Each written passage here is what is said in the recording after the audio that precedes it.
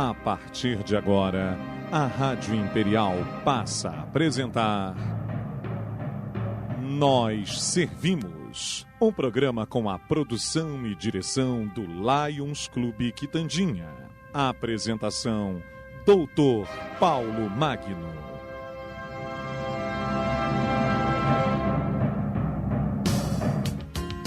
Bom dia, ouvintes da nossa Rádio Imperial. Aqui estamos mais uma vez, nesse sábado de sol, meio nublado, mas tá bom. Aqui pelos nossos microfones da nossa Rádio Imperial, para levar ao ar o nosso programa de entrevistas, o programa Nós Servimos. Sábado passado, nós infelizmente não pudemos estar no ar, porque houve a transmissão direta da Catedral pela missa lá em homenagem, vamos dizer assim, homenagem? A Catedral, ao aniversário da nossa Catedral São Pedro de Alcântara, né? Uma missa comemorativa, né? Exatamente. Mas esse sábado estamos aqui. Estamos aqui também muito contentes com o nosso resultado do nosso projeto Vem Pra Quadra, que foi um sucesso, que aconteceu no Terra Santa, que foi cedido pelo Frei Moser, para que o Lions pudesse realizar o seu projeto lá com alunas do Colégio São José. O projeto Vem Pra Quadra é um projeto que foi muito interessante, foi uma experiência única, em que alunos ali mostraram às crianças que estudar pode ser divertido, que estudar não é um castigo, que estudar também pode ser uma diversão, dependendo da forma como se encara o estudo, né? Então foi um sucesso, tiveram 100 crianças lá, envolveram 50 jovens do Colégio São José, eles lancharam lá e tudo, foi muito legal, foi um trabalho muito bonito, muito interessante, coordenado pela Giovana Fernandes de Araújo e pela Ana Clara Gonçalves. Muito legal, parabéns aos alunos do Colégio São José e parabéns ao nosso Lions Quitandinha que realizou esse projeto lá ontem. Queremos lembrar que nós estaremos realizando no sábado que vem o seminário que é A Nossa Casa, a Nossa Vida, justamente, muito interessante, que nós vamos falar sobre o nosso planeta Terra. Não é um programa, não vai ser um seminário ecológico, mas vai falar de ecologia, vai falar do nosso planeta Terra, da nossa casa, né?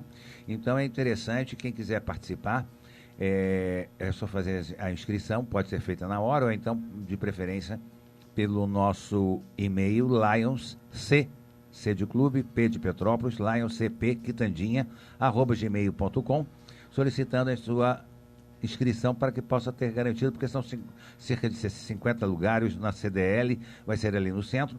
Vai começar às 9 horas da manhã, vai até até meio-dia, depois de 1h da tarde até às 6 horas. São 8 horas de seminário, muito interessante, com projeção, com data show. Vale a pena se inscrever para participar. Nós estamos apenas pedindo uma colaboração de R$20, que é justamente para que o Lions possa fazer a sua campanha de Natal em benefício do Lar Santa Catarina, que nós ajudamos todo ano. Dito isto, vamos partir para a nossa entrevista, porque hoje nós temos um papo muito grande aqui para falar de dois assuntos interessantes. E nós tivemos já a oportunidade de entrevistar o nosso mestre e professor, o advogado, doutor Henry Davi Garanzinoli, que hoje também vai trazer aqui, em primeira mão, né? Só faltou aquela música do Danilo Gentili, né?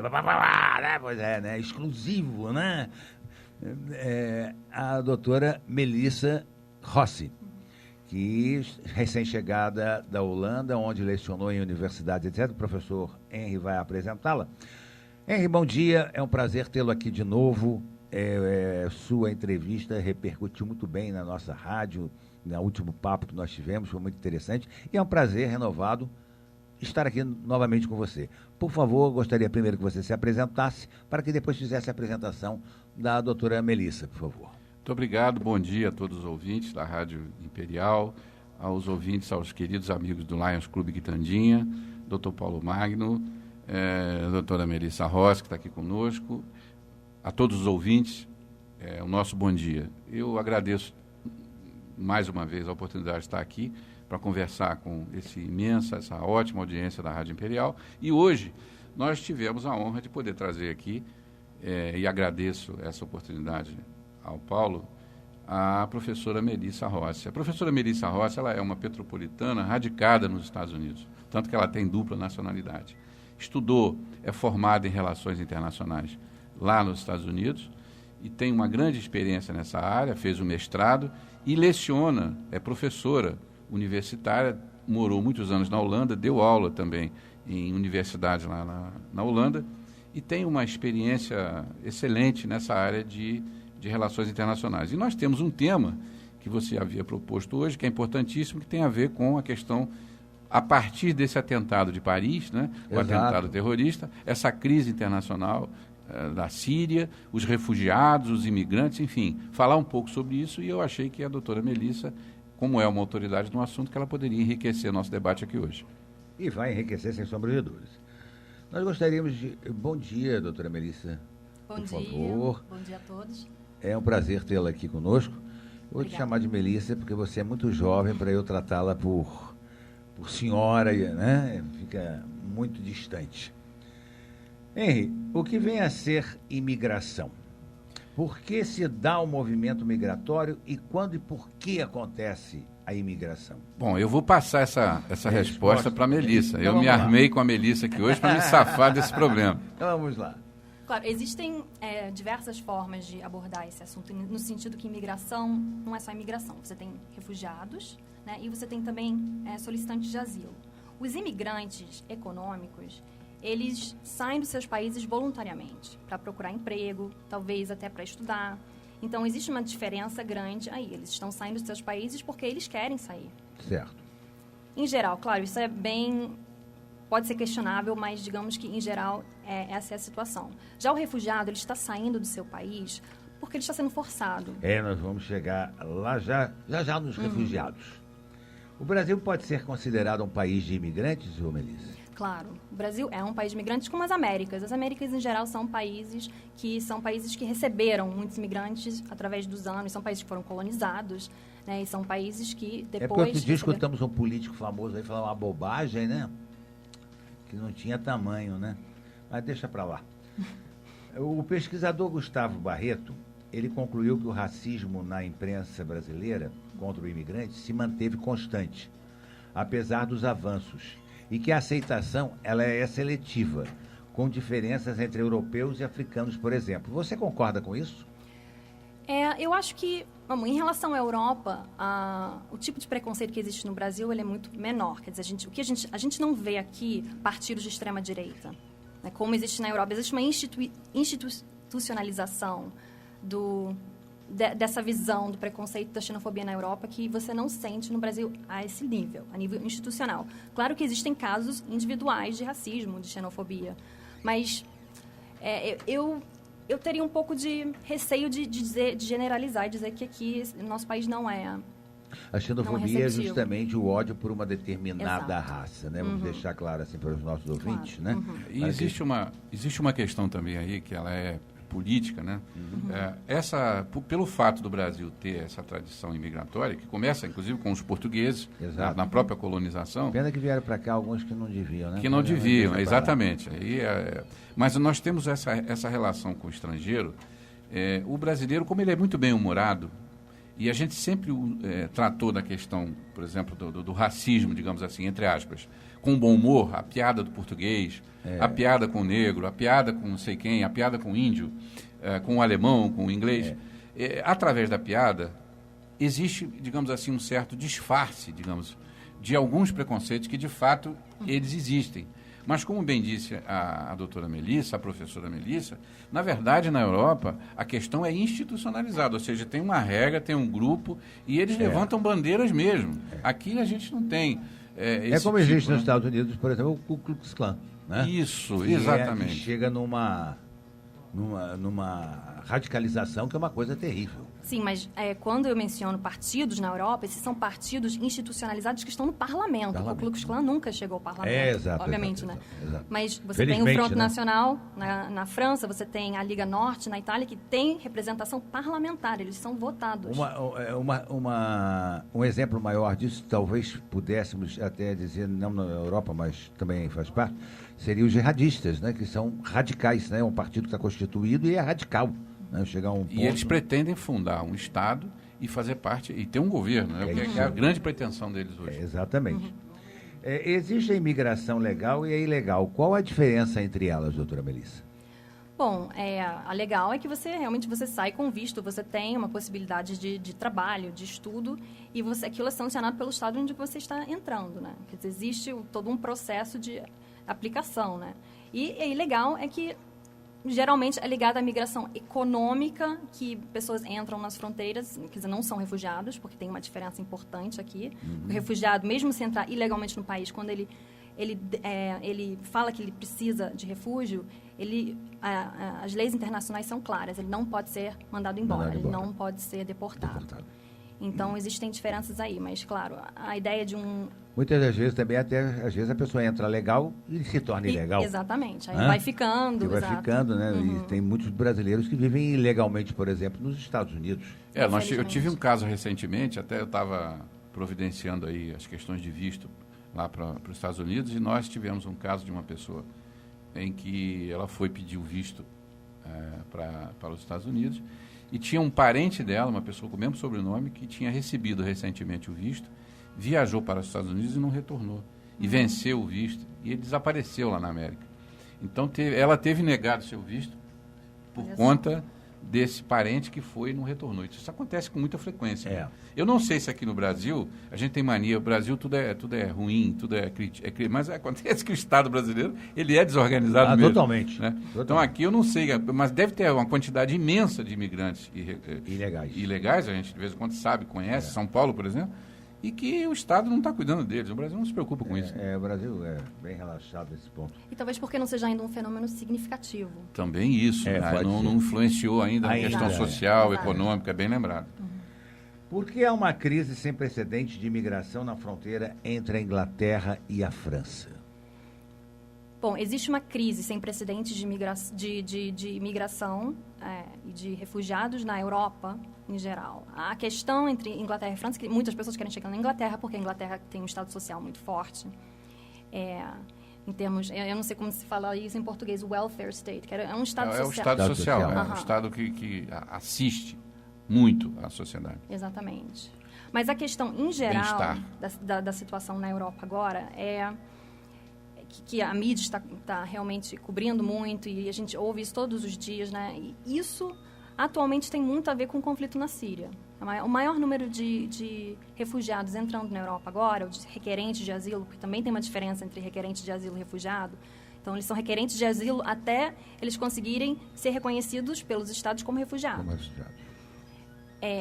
Existe um número assim, realmente alarmante, quer dizer, alarmante não como uma...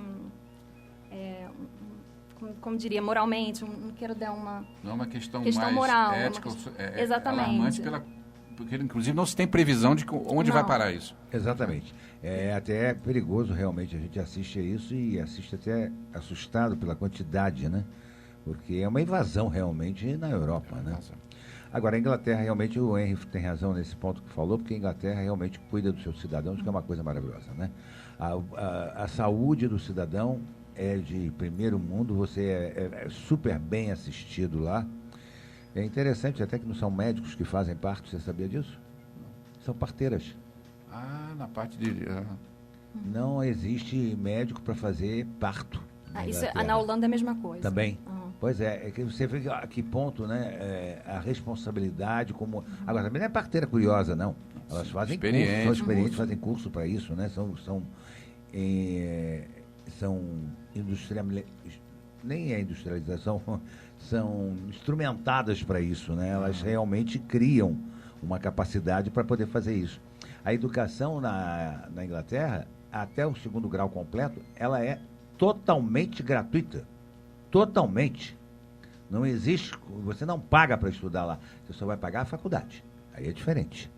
E faculdade lá, não é todo mundo que tem acesso à faculdade lá, não. Porque a faculdade lá é caríssima, muito cara mesmo.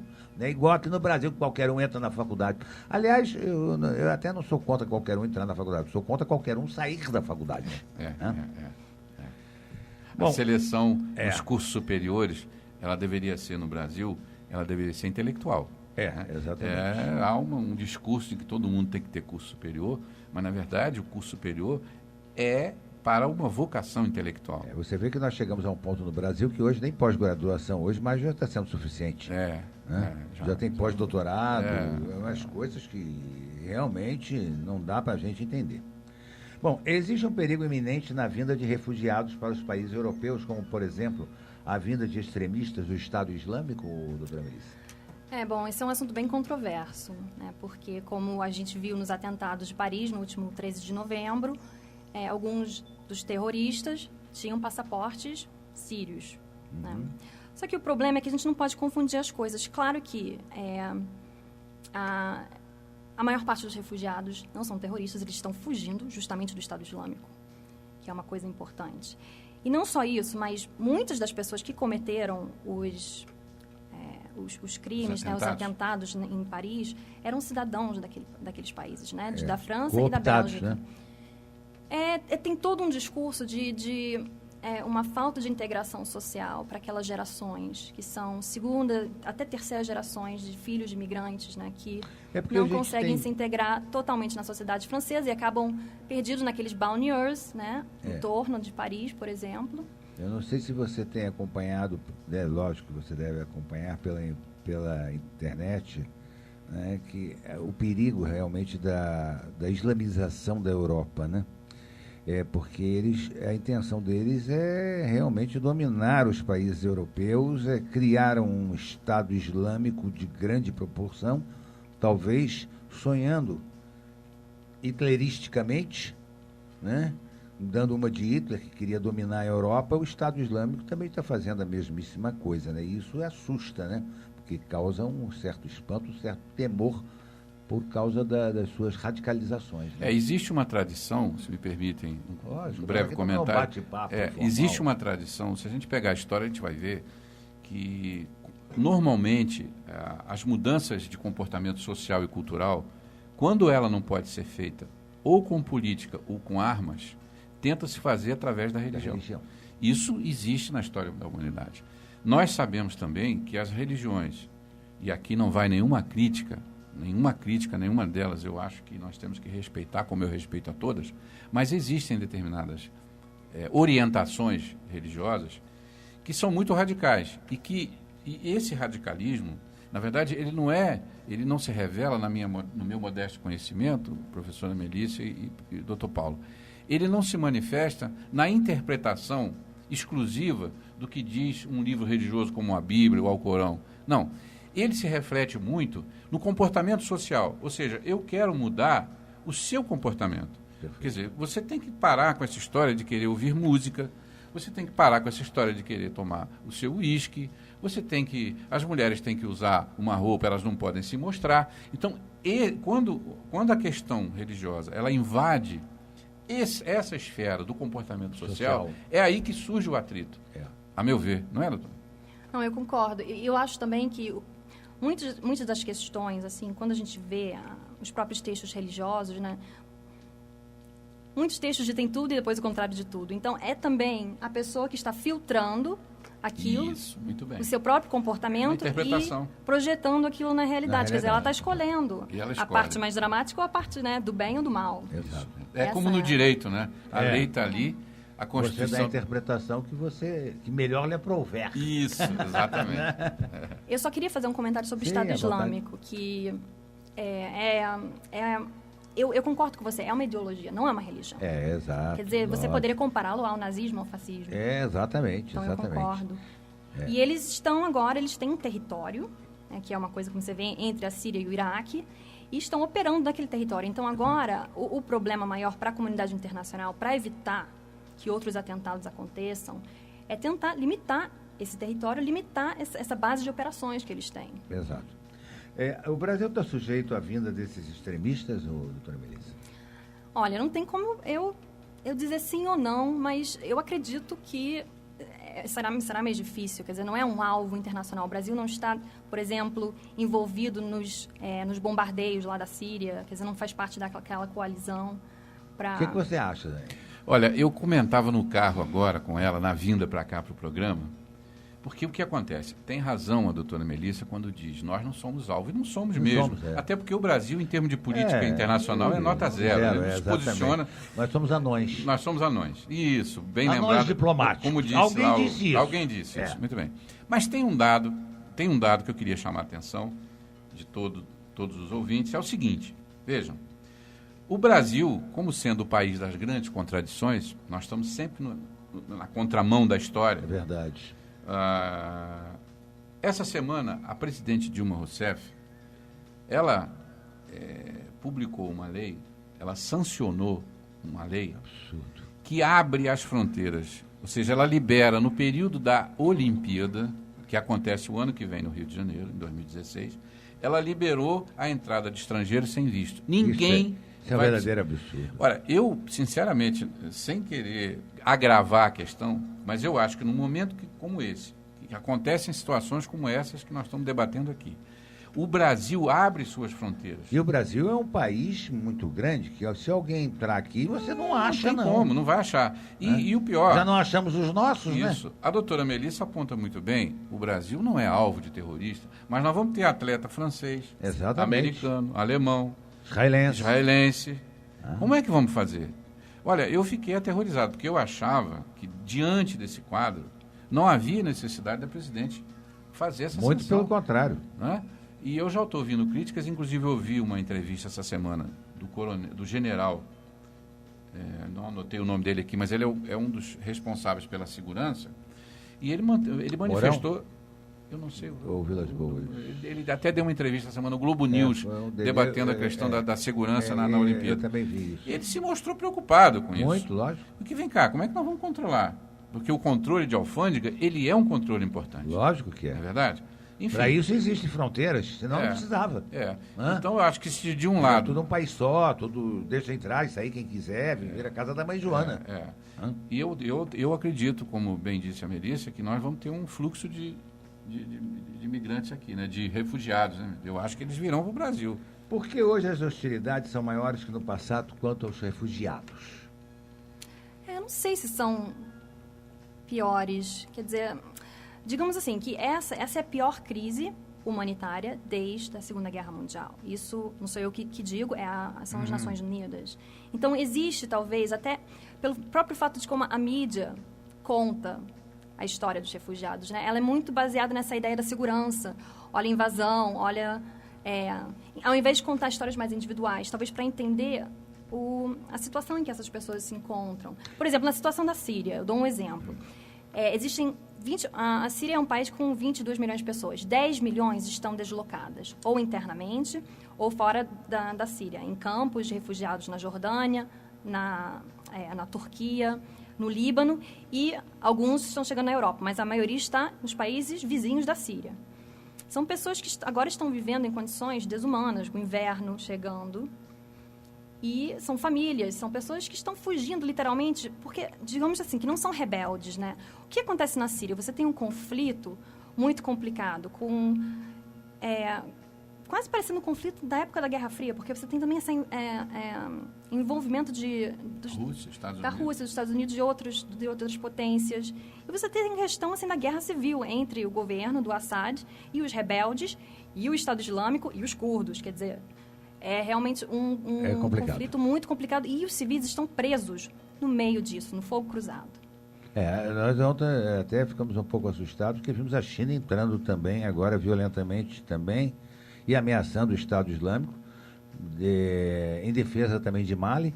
Quer dizer, você vê que a coisa está tomando uma proporção muito grande. Ontem vimos, não sei se é verdade ou não, porque na internet tem muita coisa que a gente tem que filtrar, mas eu vi um comboio de trem, de um trem russo, carregado para a fronteira. Eu fiquei assustadíssimo com o material bélico que estava sendo transportado por aquele trem, uma coisa assustadora.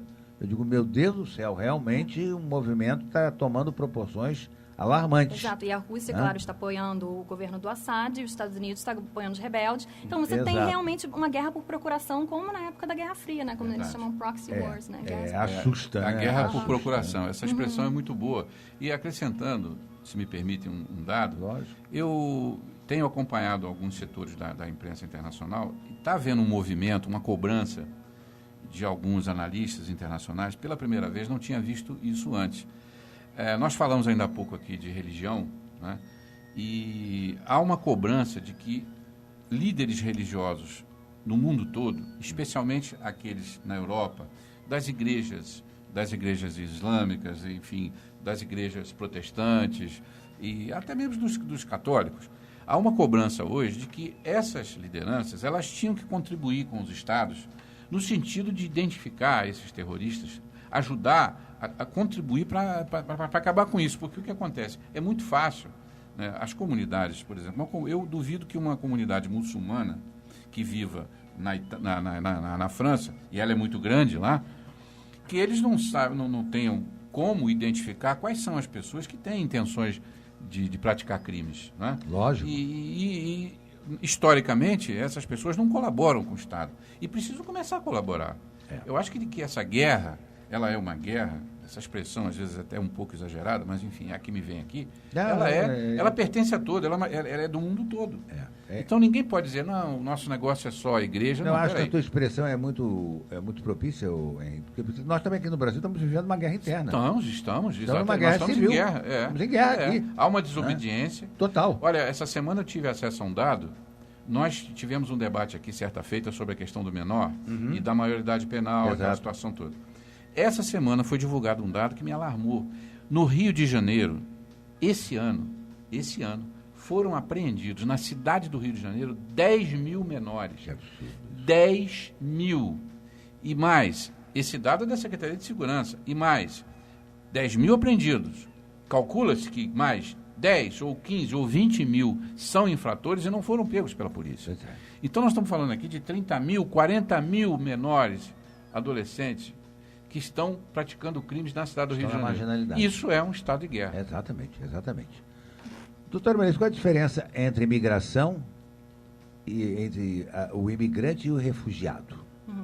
Como eu falei no início, né, o imigrante, geralmente, ele sai do seu país por motivos voluntários. Ele quer procurar uma vida melhor, um emprego melhor, uma educação melhor. Então, ele sai voluntariamente. O refugiado, ele está numa situação na qual ele teme pela própria vida. Ele tem um fundado temor. São aqueles que, por exemplo, saem de Cuba para os Estados Unidos. Deixa eu dar um exemplo, exato. Então, por exemplo, o refugiado, sob as leis, de acordo com as leis internacionais, o refugiado, ele pode ser considerado refugiado se ele está fugindo do seu país, porque existe existe perseguição política, religiosa, por causa da sua nacionalidade, por causa do seu grupo social, por causa desses motivos. Quer dizer, tem que haver uma razão. Uma razão, tem que ser fundado, exatamente. E também agora, por causa dessas violações generalizadas de direitos humanos que podem acontecer, como nas guerras civis. Então, isso foi a Convenção de Genebra que já é diferente isso. daquele que, por exemplo, sai do país por uma questão de ordem única e exclusivamente política e que se asila no outro país, não é isso? Exato. Muito bem. O que vem a ser a extradição? Bom, a extradição é praticamente quando uma pessoa provavelmente comete um crime naquele país, né, e ele é chamado de volta para responder pelos crimes que cometeu. Certo. Por que alguns países não aceitam os pedidos de extradição, hein? E quando se dá essa extradição? Olha, na política, nas relações internacionais, principalmente no que diz respeito à apuração de prática de crimes, existe uma expressão muito conhecida que na diplomacia chama reciprocidade. Né? Na verdade, a reciprocidade... Nós não temos, né? Diga-se passagem. Nós até temos com alguns países, mas formalmente. Então, a reciprocidade ela é um princípio de união dos países, né? Em prol da manutenção do equilíbrio social. Né? Na verdade, quando se fala em punir atitudes antissociais, os crimes, sejam eles civis ou penais, nós estamos falando de manutenção do equilíbrio social, porque no fundo é isso, né? Nós vivemos em sociedade, a sociedade tem que manter um equilíbrio, uma possibilidade mínima de convivência entre as pessoas, pacífica, então aí você vem. E no caso da reciprocidade, existe uma situação que é a seguinte: o Brasil, com alguns países, ele mantém leis que são recíprocas. Então, eu tenho reciprocidade com a Itália. Então, olha, com Portugal, vamos citar o exemplo de Portugal. Naquilo que temos, que é o país assim, estrangeiro mais próximo da gente. Mais brasileiro. Até tem um tratamento especial na Constituição. Exato. Mas, enfim.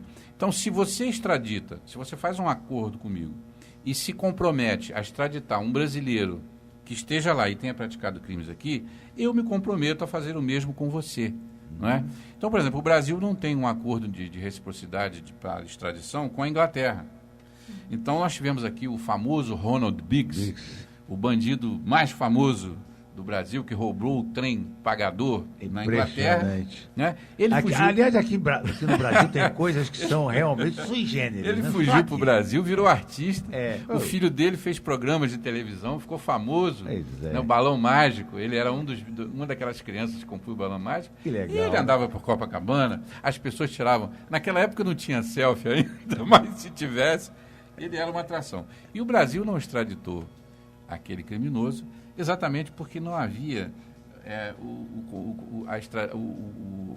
essa reciprocidade. Então, a base é a seguinte: para haver a extradição, independentemente da vontade, porque um tribunal, por exemplo, italiano, romeno, de qualquer país, ele pode decidir extraditar, ele pode fazê-lo. Exato. Né? No Brasil, mas depende de uma autorização ou de um tribunal, né? ou da autoridade autorizada pela Constituição. No Brasil, por exemplo, é o presidente da República que decide a extradição. Existe até uma confusão entre o que o Supremo pode fazer e o que o presidente pode fazer. Mas, na verdade, a palavra final é do presidente. Aliás, aqui há uma confusão entre os três poderes, né? Porque aqui o judiciário legisla, o legislativo julga e o presidente da República só bate palma, né? Exatamente. É uma beleza isso aqui. Quando não legisla também, né? Através das medidas provisórias, né? No caso de um banqueiro condenado pela corte norte-americana, de um brasileiro, desculpa, eu estou com um banqueiro na cabeça. Olha lá. Ato falho.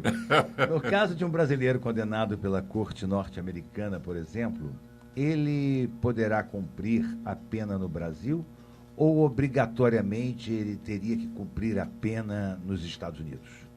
Olha, o Brasil tem acordo de extradição com os Estados Unidos, não tem, Melissa? Eu acho que tem, sim. Tem. Mas normalmente o que acontece é já há uma divisão. Né? Se o crime for praticado na América do Norte, ele vai cumprir pena lá. Nós não temos antecedentes. Quer dizer, por exemplo, vamos citar um exemplo um pouquinho mais prático. A nossa Petrobras, que passou a perna aí lá nos americanos, como é que vai ser isso? Olha, tem processo judicial tramitando na justiça norte-americana que envolve funcionários da Petrobras, inclusive conselheiros.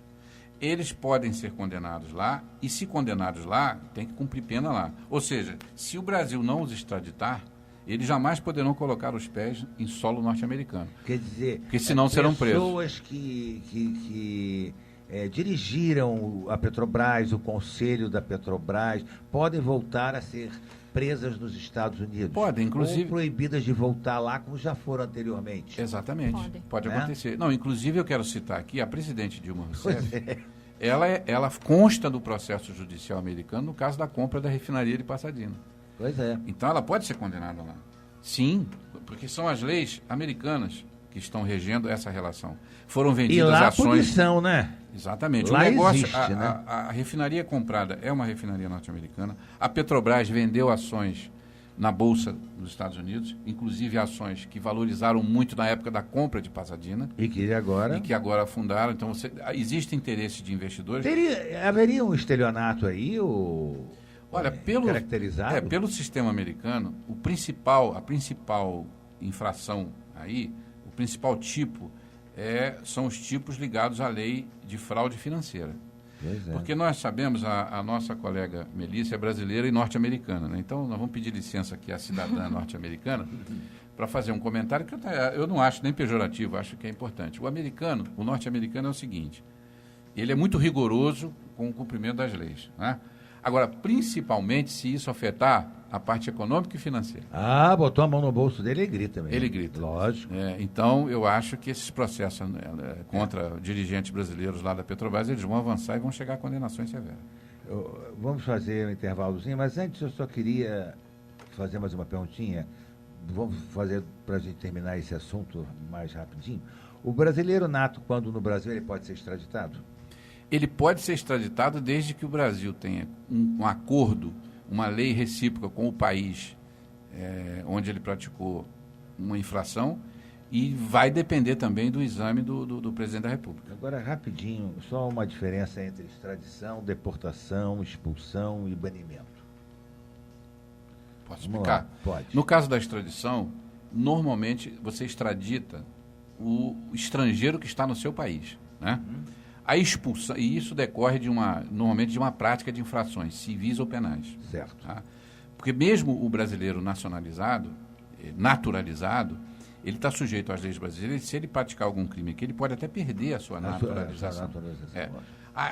Isso é extradição. A expulsão? A expulsão se dá quando o indivíduo pratica um ato qualquer, daqueles que estão dispostos na lei, mas ele não é um nacional, ele é um estrangeiro. Ele não é um brasileiro nato. Nem nato, nem naturalizado. Ele é Aí você expulsa. Aí ele é expulso. A deportação? A deportação se parece muito com a extradição. Na verdade, a deportação também é uma situação que é análoga. Seria mais uma pena de... Só que a deportação ela pode se dar por questões menores, né? Por exemplo, o turista. Ele não precisa ser expulso, ele pode ser deportado na medida em que está ilegal em alguma situação. E o banimento? Que nós nem... O banimento talvez seja a mais grave de todas, porque, na verdade, ele pode se dar até com um diplomata. Né? O diplomata estrangeiro, que tem uma condição especial, até pela Constituição, ele tem uma condição especial. Pena que isso não foi aplicado aqui mas antes. Mas ele pode haver o banimento. Pois é. Vamos ao intervalo no instantinho. Imperial Petrópolis. Imperial AM, a nossa rádio. Todo mundo tem seu time, seu lugar, seu amigo favorito. Mesma coisa com café, tem que ser o favorito. Café gostoso de fato, pro dia ficar bonito. Favorito, favorito, pro dia ficar bonito. A Rádio Imperial disponibiliza agora mais uma forma para você, amigo ouvinte, entrar em contato conosco. Envie já sua mensagem para o nosso WhatsApp 988381392.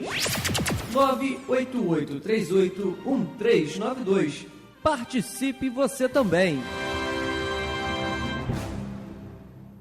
E atenção para as ofertas do Armazém do Grão. Papeito ou assim, friboi reserva quilo 13,90. Carré suíno congelado quilo 8,99. Alcatra com maminha friboi reserva peça ou pedaço quilo 22,90. Linguiça calabresa perdigão quilo 9,90. Drumete de frango congelado quilo 7,90. Açúcar extra fino neve quilo 2,39. Linguiça de frango aurora quilo 9,90. Linguiça toscana frimeza quilo 8,90. Lava roupa líquido brilhante brilho ativo 3 litros 16,99. Nas compras acima de R$100, pague em 2 vezes sem juros no seu Mastercard. Lojas no Centro, Valparaíso, Bom Sucesso, Bairro Castriota e Capela. Armazém do Grão.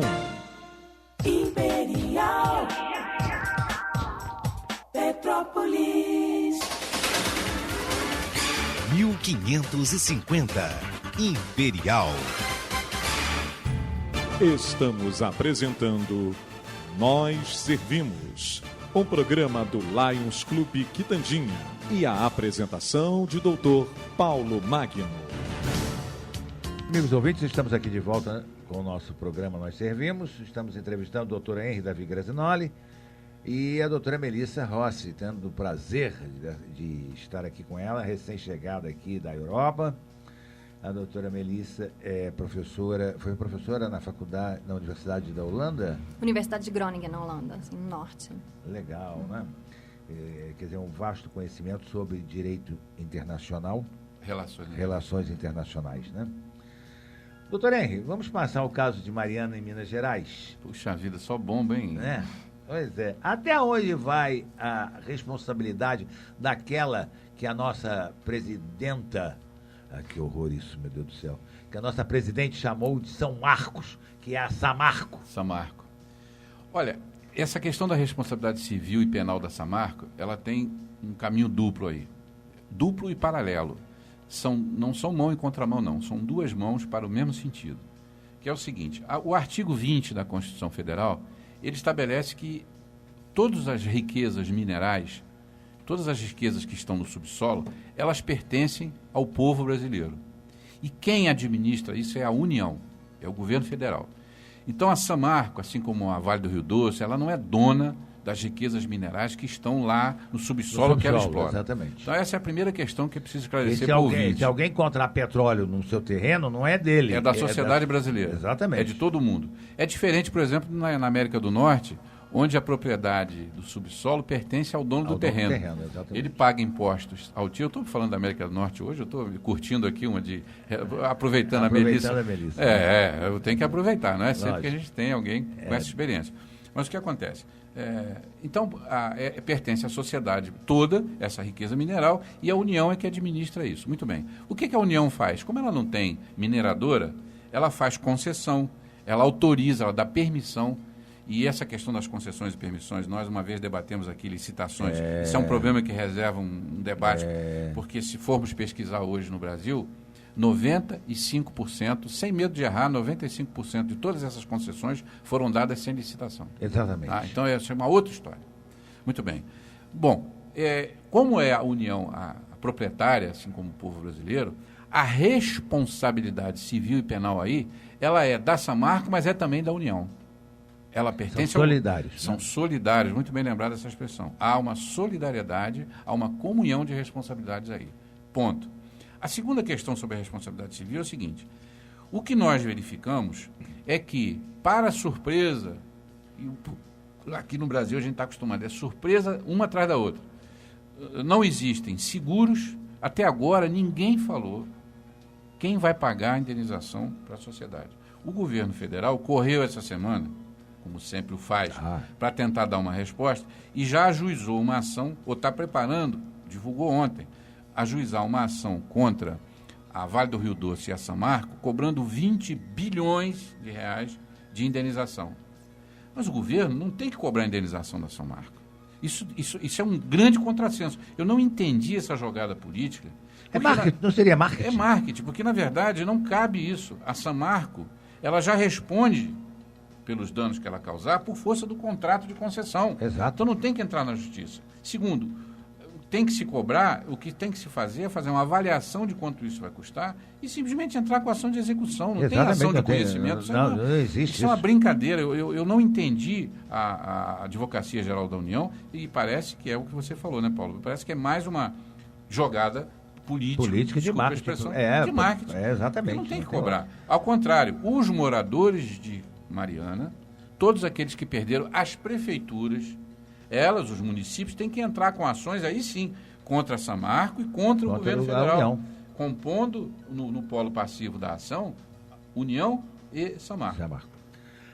Segundo consta, a empresa sabia, por laudo do risco, que corria a barragem, apesar de ter sido vistoriada e nada detectado, segundo ela, né? Segundo a Samarco. Até onde pode se caracterizar negligência se isso ficar comprovado? Total. Se ficar provado isso, apenas acrescentando a sua pergunta, Paulo, eu vi uma entrevista com um procurador federal que foi um dos promotores que acompanhou a assinatura de um termo de ajustamento de conduta que foi feito anos atrás, onde a Samarco se comprometeu a praticar uma série de ações. Ele me disse que parte dessas ações não foram praticadas. Então, o que significa isso? Significa que, se ela não cumpriu as exigências do caderno ambiental... Ela tem que ser responsabilizada. Mas a responsabilidade, para mim, aí, ela vai além da responsabilidade civil e penal. Para mim, é caso de perda da concessão ou da permissão. E, olha, eu não vi ninguém entrar nessa seara até agora. É um absurdo. Porque os nossos governos, eles não têm a tradição de cancelar permissões.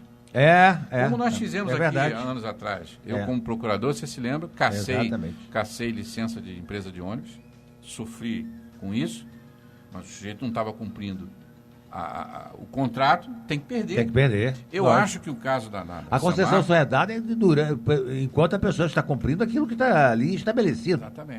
Exatamente. Poxa, ela correu... É igual também um contrato de trabalho. Você só pode manter um empregado enquanto o empregado está cumprindo com suas obrigações para as quais ele foi contratado. Se ele não está cumprindo, não cabe, vai embora. Acabou. E eu acho que essa questão da perda punir a Samarco com a perda da permissão de exploração daquelas minas seria um exemplo, seria uma punição exemplar, que faria com que os outros... Porque o problema do concessionário no Brasil, o do permissionário, é que ele sabe que o governo não fiscaliza. Não faz nada, exatamente. Então ele fica com aquilo 20, 30, 40, 50, 100 anos explorando aquela riqueza, pagando tributos pequenos, porque essa é outra questão. Se entrar nessa questão tributária, nós vamos ver que o que se paga aos governos em termos de royalties ou de tributos é muito menos do que em outros países. Pode comparar, eu já vi um estudo sobre isso. O que se paga oficialmente, né? Ah, bom. Tem a parte extra-oficial. Pois é. Essa não entra na contabilidade, mas na deles entra. Na deles entra. O prejuízo não se restringe só aos mortos, em torno de 12 agora, ou 13, e 18 agora, parece que são 15 ou 16 desaparecidos.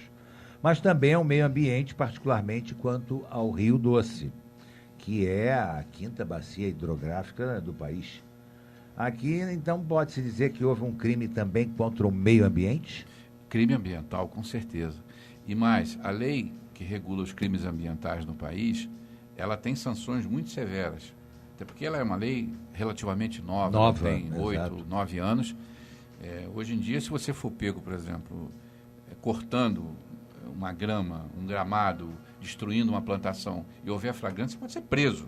Exato. Quer dizer, há até uma crítica, existem críticos que dizem que a lei de crimes ambientais ela é exagerada, ela extrapola e tal, etc. Mas sem entrar nesse campo, o crime ambiental, sim, com certeza. E eu não tenho a menor dúvida de que se nós fizermos uma apuração correta, isso dá pena de prisão para dirigentes, executivos, fiscais, gente que de certa maneira tenha se omitido.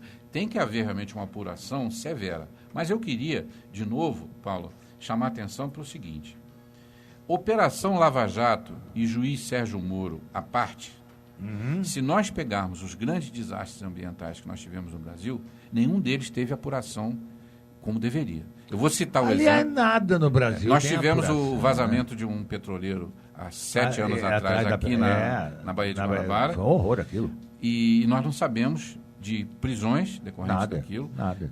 Nós sabemos só de multas que foram aplicadas, multas essas que... Aliás, eu acho que isso é um assunto também que eu gostaria até de discutir com você, que eu acho um absurdo o governo dizer, nós vamos receber 1 milhão.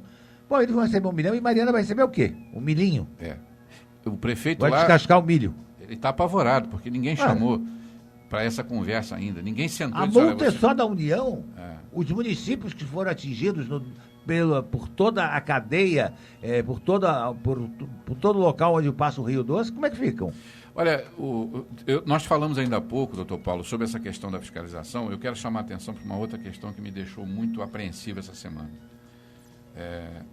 que tem a ver com a apatia do Estado brasileiro, com a incapacidade de se mobilizar rapidamente que nós temos hoje. Assusta, porque se acontecer uma outra tragédia maior do que essa, inclusive, eu não sei o que vai ser desse país. Então, por exemplo, a presidência da República demorou 7 dias para ir lá. Eu vou fazer isso. Tá. Vou então nós vamos chegar lá. Já. Segundo consta, as licenças de operação estavam vencidas há quase 2 anos e meio. E o pedido de revalidação feito pela Samarco, no prazo, foi prejudicado por uma greve no sistema estadual do meio ambiente. É até piada dizer isso. Até onde o Estado brasileiro pode vir a ser responsabilizado pela sua omissão? Aí a questão, essa é fundamental. Porque, veja, se a licença venceu, primeiro... Mas que vai passar 2 anos e meio de vencer uma licença? Mas isso é um absurdo. Doutor Paulo, nós que somos advogados, a gente aprende na faculdade, no nosso estudo de direito, alguns conceitos dos quais a gente não consegue se afastar. Por exemplo, não se renova aquilo que está vencido. Você só renova aquilo que vai vencer. Certo? Exatamente. Então, se venceu, acabou. Como vai renovar o que acabou?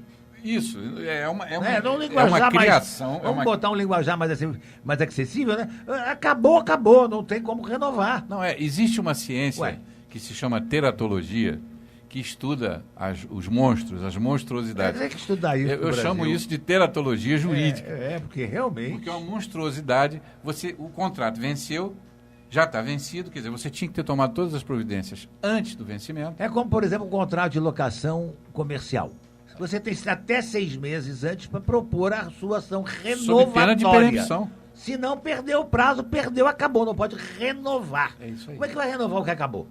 Então, só no Brasil. Então, essa é a primeira figura que eu tenho a impressão que, se for enfrentada a sério, a meu ver, a São Marcos já não podia estar explorando Há muito tempo. Há muito tempo, pelo menos há 2 anos. É. Então, esse é o primeiro ponto. O segundo ponto é que as primeiras informações que vêm, e eu estou me apegando muito às informações do Ministério Público, que fez o acompanhamento desses contratos e que apontou, ao longo desses anos, uma série de irregularidades. Ou seja, na verdade, eu penso que essa renovação ela não se deu não por conta dessa greve, isso é uma desculpa, mas por conta do fato de que a Samarco não devia estar cumprindo as metas do contrato anterior. Olhos grossos. Olhos grossos. E o governo, por sua vez, então, eu acho que tem funcionário público envolvido nisso. Lógico. Tem omissão, com certeza. Lógico que tem. Não é preciso provar que houve culpa por parte da mineradora. O poluidor deve indenizar ou reparar os danos causados por sua atividade, independentemente da existência de culpa. O que é preciso provar é que o dano foi causado pela atividade da mineradora. Poderão ser aplicados aí penalidades administrativas, multa, tanto civil também como penal? Sim. Você abordou muito bem, você se referiu aí à chamada responsabilidade objetiva. Exato. A Constituição brasileira ela estabelece que atividades estatais e atividades concedidas ou permitidas pelo Estado, elas são objeto da chamada responsabilidade objetiva. Ou seja, você causou o dano, não importa provar se houve dolo, se houve culpa, Interessa. você vai pagar. O que você vai indenizar a parte. Na nossa atividade civil é diferente. Se você causa um dano a alguém, a questão da culpa e do dolo é importante para definir, inclusive, a responsabilidade de indenizar. Então, eu acho que nesse caso não vai haver muito problema, não. A Justiça brasileira, ela contempla essa responsabilidade objetiva. Não é? Ou, como você bem diz, a responsabilidade sem culpa. Muito bem. Agora, a questão das multas e a questão das indenizações é a seguinte. Eu tenho percebido que está havendo, e eu acho que os advogados estão orientando dessa maneira, não criticando nossos colegas, mas os advogados fazem seu trabalho. É lógico. Eles estão orientando para centralizar a discussão da indenização no aspecto das multas. Por quê? Quando você diz assim, a União multou a Samarco em 1 bilhão, isso tem um impacto imenso. Exato. O leigo, ele fala, poxa, 1 bilhão né, é muita dinheiro. Coisa, né? Só que, amigo, não é isso. Não é isso. Não dá para você Nem cobrir. Nem começar. Então, multa é uma parte. Apesar de que também essa multa vai ficar onde? Pois é, o dinheiro vai para o Tesouro Nacional. Pois é, quer dizer, tese, o município não é beneficiado em nada com essa multa. Se não houver repasse, ele não recebe. Nada. O Estado pode aplicar multas ambientais, porque a legislação sobre fiscalização ambiental, no Brasil, a Constituição estabelece a competência comum da União e do Estado. Então, o Estado de Minas, por exemplo, vai também aplicar multas. Porém, esse dinheiro vai para o Tesouro, vai para a Fazenda Pública, e ele não é obrigatoriamente repassado para quem sofreu o dano. Tanto que as pessoas que estão lá hoje, nós vamos fazer já 15, 20 dias, 1 mês do acidente, ninguém recebeu nada, as pessoas estão mal hospedadas, não existe nenhuma mobilização. Eu fiquei pública, horrorizado de ver alojamento não tem nada. Com 30 pessoas. Estão completamente abandonadas. Isso é um absurdo. A penalidade criminal é a mais difícil de ser comprovada porque é necessário comprovar que houve uma conduta do gestor que causou o desastre. No caso, se havia um laudo, essa conduta não poderia ser classificada como dolosa? É o chamado crime omissivo, né? Pois é. Ele não é comissivo, mas ele é omissivo. Eu não entendo esse negócio de dizer, não houve dolo. Como é que não houve? Nesse caso, com certeza, se você se omite... Veja, uma coisa é dizer assim, o dirigente agiu querendo o resultado. Não, isso ele não fez. Mas no momento em que ele deixa de cumprir uma determinação contratual e coloca em risco a vida das pessoas, ele, por omissão, ele assumiu o risco do resultado. E é isso que diz o direito penal, né? Se você age por omissão e assume claramente o risco de um resultado danoso, você, evidentemente, está sujeito à punição criminal e pena de prisão. Exato. Melissa, na Europa também, os crimes ambientais são tratados assim tão simploriamente quanto no Brasil? Não, com muita severidade. Existe uma severidade maior, né? Sim. E punição, né? Exato. Não, essa ideia da impunidade de uma empresa Isso é típico do tipo só não no existe, Brasil, não né? existiria lá. Realmente aqui, olha, gente, tem horas que realmente me dá uma tristeza tão grande. Nós estamos muito distantes ainda de... Muito, né? A de gente vê a organizar. irresponsabilidade, não tem nada a ver o tema que eu vou falar agora aqui, com uma coisa com a outra, mas é que a gente está tão assustado de ver a nossa cidade aí, submetida a perder duas coisas que foram construídas. Aliás, que eu fui contra. Eu nunca achei que deveria ter sido feita essas UPAs aqui em Petrópolis. Deveria aparelhar melhor os hospitais municipais. Aí construíram esses elefantes brancos aí, e agora o Estado não passa, não paga. A União não cumpre com seus deveres, o município está se danando para pagar e não consegue mais, porque chegou a um ponto que não tem mais condição. Quer dizer, você veja a irresponsabilidade do nosso Estado em todos os setores. A gente fica horrorizado de ver. Eu não vou analisar aqui se o prefeito é culpado, se o prefeito é culpado. Eu nem acho que ele tenha culpa esse prefeito, nesse aspecto. Acho que teve culpa o governo estadual e o governo, principalmente federal, que através de uma propaganda enganosa instituiu essas UPAs aí, como está fazendo as UPPs no Rio de Janeiro, que é outra enganação. Olha, Mas Paulo, eu não vou nem entrar nesse aspecto hoje. Mas não querendo entrar, deixa eu só acrescentar uma questão aqui, que é um pronunciamento do ministro Gilmar Mendes de ontem, do Supremo Tribunal Federal, sobre esse assunto que você está falando aqui. Ele disse o seguinte: o ministro ontem revelou um pensamento que circula já, jurídico, dentro do Supremo, sob promessas de campanha.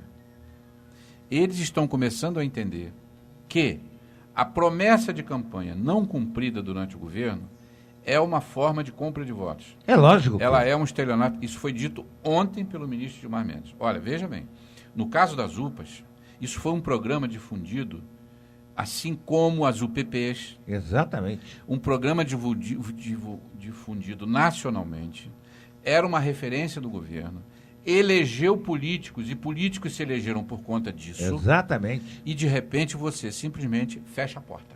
Não é assim. Não é? Se nós temos dinheiro público hoje, por exemplo, a pintar prédio privado, Exatamente. Muito bem lembrado. prédios que não pertencem ao Estado, que são propriedades privadas, os tais BNHs aqui do Petróleo. Se temos dinheiro para isso, por que não temos para a UPA? Exatamente, então, que é uma questão de saúde. Então, gente, olha, nós vamos começar a construir no Brasil uma jurisprudência, porque, sinceramente, Paulo, eu acho que essa questão, ela começa e tem que ser resolvida no judiciário. Você disse aqui, impunidade. Quando nós começarmos a punir para valer, nós vamos começar a reduzir isso. Exato. A nossa mídia, a nossa internet tem entrado aí, tem ouvido aí diversas partes que quando aconteceu esse problema na França, doutora Melissa, todo mundo colocou bandeirinha da França e tal. Realmente foi uma coisa que comove a gente, porque foram pessoas inocentes que não tinham nada a ver, estavam se divertindo até numa casa de espetáculos e tudo, né? E foram atingidos por uns loucos, uns débeis mentais, que não tanta classificação. Aí alguns brasileiros se condoeram mais com o problema de Mariana e disseram que o que aconteceu em Mariana, não vi ninguém botando bandeira verde e amarela e vi todo mundo botando bandeirinha francesa aí. Eu, da minha parte, quero dizer que uma coisa é uma coisa, outra coisa é outra coisa, né? O problema de Mariana é um problema causado por brasileiros, pela irresponsabilidade, pela incúria, pela falta de atenção, pela falta de fiscalização, por uma série de fatores que nós já abordamos, inclusive aqui hoje, falamos aqui. O problema da França, não. O problema da França é um problema de uma covardia ímpar, feita por pessoas fanáticas, pessoas que têm uma obsessão pelo poder muito grande e que querem ter o poder nas mãos. Você estabeleceria um paralelo entre uma coisa e outra? Não, eu não estabeleceria, não. Eu acho que são tragédias diferentes que têm que ser respeitadas de formas diferentes e dentro do luto dessas tragédias. Mas, claro que na questão da França, é um ato violento, quer dizer, existe aí um ataque real contra jovens, porque o ataque foi contra jovens. Premeditado. Foi premeditado. E não aconteceu também em Madrid? Né? Claro, Madrid, aconteceu em Londres. Aconteceu nos Estados Unidos. Aconteceu em outros países. E pode acontecer aqui, hein? aqui. Aliás, temos uma Olimpíada o ano que vem. Pois é, mas podia ser lá no Palau. Em Brasília? Né? Tem 2 torres lá, né? Meu Deus do céu. Bom, nós estamos terminando, chegando ao fim do nosso bate-papo. Infelizmente, nós estamos na hora. Henry, mas eu não poderia deixar de fazer uma pergunta a você. Em hipótese alguma, eu poderia deixar passar isso, porque foi um fato que nunca antes nesse país, para aproveitar a frase, aconteceu. A prisão de um senador da República. Que coisa, hein, Henry? Olha, eu vou dizer uma coisa para você. É tão contundente, é um abalo tão grande essa situação que a gente anda na rua hoje, as pessoas conversam entre si e virou piada essa história assim. Escuta, você está com medo da delação premiada do Delcídio?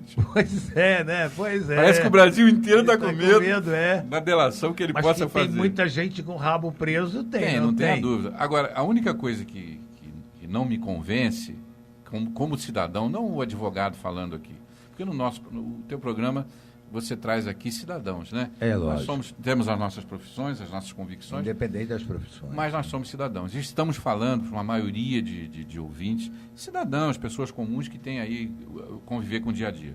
Então não me convence o discurso que alguns estão tentando fazer agora, de que o Delcídio estava naquela reunião com aquela gravação, que dá vergonha de ouvir, né? Nossa, para mim, ouvir aquilo foi difícil. 1h30. Eu escutei até o final, eu fiquei encabulado, eu fiquei envergonhado. É muito difícil de ouvir, é chato, é muito chato. Nojento. Né? Eu não consigo imaginar que ele estivesse ali naquela reunião falando só em nome próprio. Ah, não.